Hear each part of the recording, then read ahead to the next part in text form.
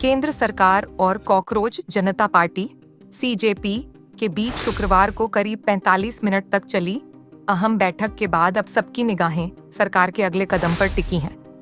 बैठक में केंद्र सरकार की ओर से केंद्रीय मंत्री जेपी नड्डा और जितेंद्र सिंह शामिल हुए, जबकि सीजेपी की तरफ से आशुतोष राका और सौरव दास ने प्रतिनिधित्व किया। ये बैठक दिल्ली के वीपी हाउस में हुई, जहां सीजेपी ने सरकार को अपना मांग पत्र सौंपा। बैठक खत्म होने के बाद सीजेपी नेताओं ने साफ कहा कि शिक्षा मंत्री धर्मेंद्र प्रधान के इस्तीफे पर कोई समझौता नहीं होगा। उनका कहना है कि जब तक यह मांग पूरी नहीं होती, आंदोलन वापस लेने का सवाल ही नहीं उठता।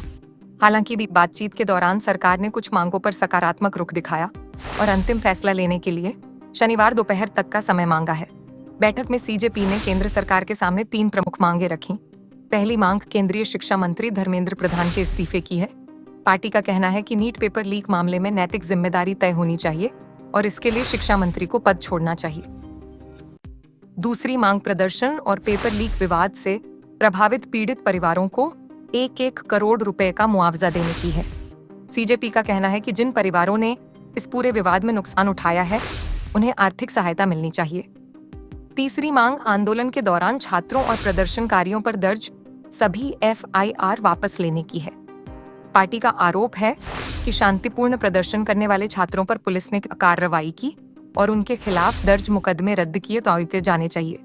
बैठक के बाद सीजेपी नेताओं ने बताया कि सरकार ने संकेत दिया है कि 3 में से 2 मांगों पर गंभीरता से विचार किया जाएगा। हालांकि यह स्पष्ट नहीं किया गया कि वे कौन सी 2 मांगें की गई हैं।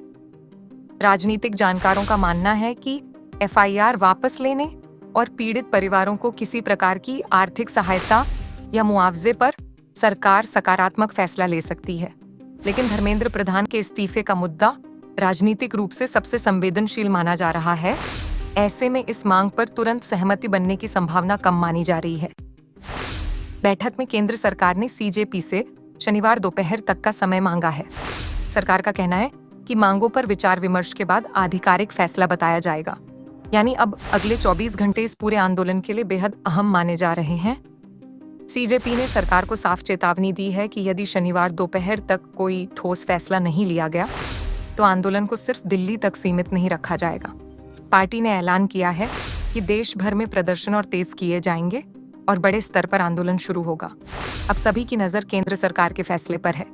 यदि सरकार सीजेपी की प्रमुख मांगों में से किसी पर बड़ा निर्णय लेती है, तो गतिरोध खत्म हो सकता है। लेकिन अगर बातचीत बेनतीजा रही, तो आने वाले दिनों में आंदोलन और राजनीतिक टकराव दोनों के और तेज होने की संभावना है।